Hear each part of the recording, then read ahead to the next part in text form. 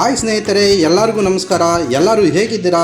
ಎಲ್ಲರೂ ಚೆನ್ನಾಗಿದ್ದೀರಾ ಅಂತ ನಾನು ಭಾವಿಸ್ತಾ ನಾನು ಇವತ್ತು ನಮ್ಮೂರಿಗೆ ಕರ್ಕೊಂಡು ಹೋಗ್ತಾ ಇದ್ದೀನಿ.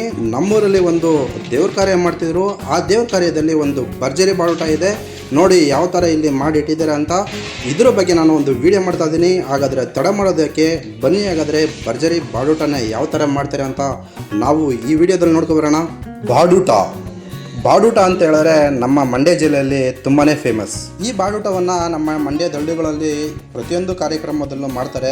ಹಾಗೆ ನಮ್ಮೂರಲ್ಲಿ ದೇವರ ಕಾರ್ಯಕ್ರಮದಲ್ಲೂ ಸಹ ಭರ್ಜರಿ ಬಾಡೂಟವನ್ನೇ ಮಾಡ್ತಿದ್ದಾರೆ. ಈ ದೇವರ ಕಾರ್ಯಕ್ರಮದ ಒಂದು ಸಣ್ಣ ತುಣುಕನ್ನು ನಾನು ಸ್ಟಾರ್ಟಿಂಗಲ್ಲಿ ಹಾಕಿದ್ದೀನಿ. ಸೊ ಇಲ್ಲಿ ನಮ್ಮೂರಿನ ಯುವಕರೆಲ್ಲ ರೆಡಿ ಮಾಡ್ಕೊಳ್ತಿದ್ದಾರೆ ನೋಡಿ.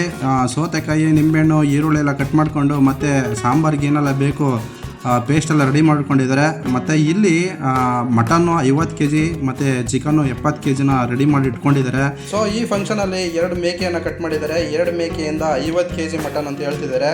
ಸೊ ಇವಾಗ ಸ್ಟವ್ ಹಚ್ಚಿ ಅಡುಗೆ ಮಾಡೋದಕ್ಕೆ ರೆಡಿ ಮಾಡ್ತಿದ್ದಾರೆ ನೋಡಿ. ಫಸ್ಟು ಕಾಳುಗೋಜು ಮಾಡ್ಕೊತಿದ್ದಾರೆ. ಕಾಳುಗೋಜು ಮಾಡೋದಕ್ಕೆ ಮೇಕೆ ಬೋಟಿ ತಲೆ ಕಾಲನ್ನು ಯೂಸ್ ಮಾಡ್ತಿದ್ದಾರೆ. ಇದಕ್ಕೆ ಮೆಣಸಿನ ಪುಡಿ, ಅರಿಶಿನ ಮತ್ತು ಉಪ್ಪು ಹಾಕಿ ಚೆನ್ನಾಗಿ ಮಿಕ್ಸ್ ಮಾಡಿ ಬೇಯಕ್ಕೆ ಇಡ್ತಾರೆ. ಅರ್ಧ ಭಾಗ ಬೆಂದಿರೋ ಮಟನ್ಗೆ ಬಿಸಿ ನೀರನ್ನು ಹಾಕೊಂಡು ಮಿಕ್ಸ್ ಮಾಡ್ಕೊಳ್ತಾರೆ.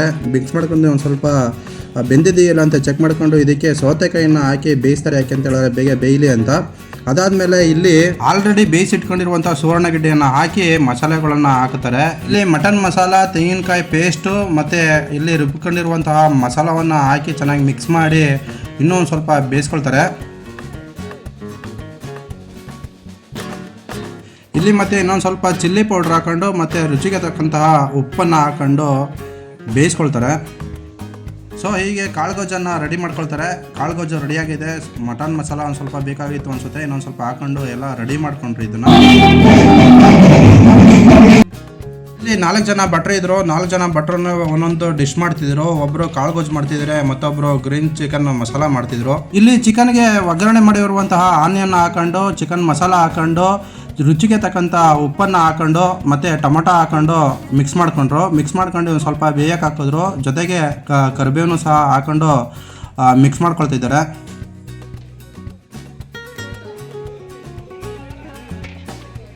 ಸೊ ನೆಕ್ಸ್ಟು ಇಲ್ಲಿ ರುಬ್ಬಿ ತಗೊಂಡು ಬಂದಿರುವಂತಹ ಚಿಕನ್ ಮಸಾಲವನ್ನು ಸಹ ಇಲ್ಲಿ ಹಾಕೊಳ್ತಿದ್ದಾರೆ. ಸೊ ಎಲ್ಲ ಚಿಕನ್ ಮಸಾಲ ಎಲ್ಲ ಹಾಕಾದ್ಮೇಲೆ ಚೆನ್ನಾಗಿ ಅದು ಚಿಕನ್ ಜೊತೆ ಮಿಕ್ಸ್ ಆಗೋ ಥರ ಮಿಕ್ಸ್ ಮಾಡ್ತಿದ್ದಾರೆ. ಚೆನ್ನಾಗಿ ಮಿಕ್ಸ್ ಮಾಡಿಕೊಂಡು ಇದನ್ನು ಸ್ವಲ್ಪ ಹೊತ್ತು ಬೇಗ ಹಾಕ್ಕೊಂಡು ಇಲ್ಲಿ ಕಾಳು ಮೆಣಸಿನ ಪುಡಿಯನ್ನು ಸಹ ಇಲ್ಲಿ ಹಾಕ್ತಿದ್ದಾರೆ. ನೆಕ್ಸ್ಟು ಸ್ವಲ್ಪ ಉಪ್ಪನ್ನು ಹಾಕೊಂಡು ಮೇಲೆ ಕೊತ್ತಂಬರಿ ಸೊಪ್ಪನ್ನು ಉದುರಿಸಿದ್ರೆ chicken masala ready. Green chicken masala ready. ಇವಾಗ 2 ಐಟಮ್ ರೆಡಿಯಾಗಿದೆ. ಒಂದು ಕಾಳುಗೊಜ್ಜು, ನೆಕ್ಸ್ಟು ಗ್ರೀನ್ ಚಿಕನ್ ಮಸಾಲ ಮಾಡಾದ್ಮೇಲೆ ನೆಕ್ಸ್ಟು ಮಟನ್ ಮಸಾಲ ಮಾಡ್ತಿದ್ದಾರೆ. ಮಟನ್ ಮಸಾಲ ಮಾಡೋದಕ್ಕೆ 50 kg ಮಟನ್ ಹಾಕ್ಕೊಂಡಿದ್ದಾರೆ. ಮಟನ್ ಹಾಕಾದ್ಮೇಲೆ ಒಗ್ಗರಣೆ ಮಾಡಿಟ್ಕೊಂಡಿದ್ದಂತಹ ಆನಿಯನ್ನ ಮಿಕ್ಸ್ ಮಾಡ್ಕೊಂಡಿದ್ದಾರೆ.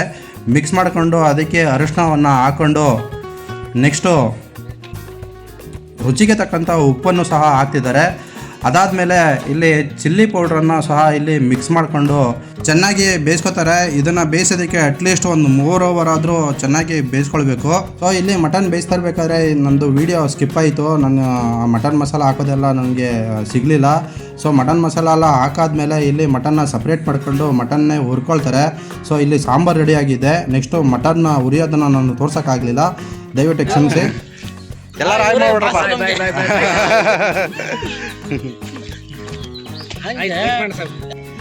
ಸೊ ನಾವು ಇಲ್ಲಿ ಎಲ್ಲ ಐಟಮ್ನ ಮಾಡಿ ಮುಗಿಸಿದ್ದೀವಿ. ಏನಂತ ಹೇಳಿದ್ರೆ ಕಾಳುಗೊಜ್ಜು, ಮಟನ್ನು, ಚಿಕನ್ನು ಇದೆಲ್ಲ ಮಾಡಾದ್ಮೇಲೆ ನೆಕ್ಸ್ಟು ನಾವು ಅನ್ನ ಮತ್ತು ಮುದ್ದೆ ಮಾಡಬೇಕು. ಇವಾಗ ಅನ್ನ ಮಾಡ್ತಿದ್ದಾರೆ, ಯಾವ ಥರ ಮಾಡೋದು ಅಂತ ನೋಡಿ.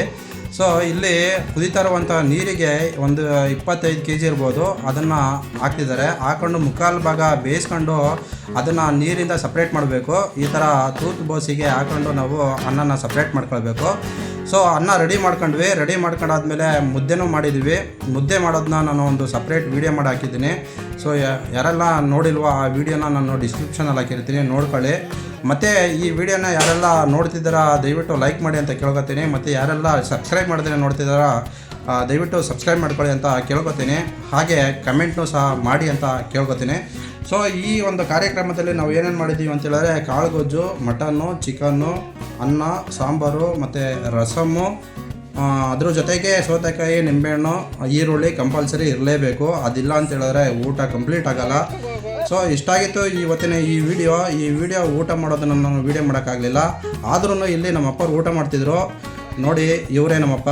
ಮತ್ತು ನಮ್ಮೂರಿನವರು ಸಹ ಊಟ ಮಾಡ್ತಿದ್ರು ಸ್ವಲ್ಪ ಜನ.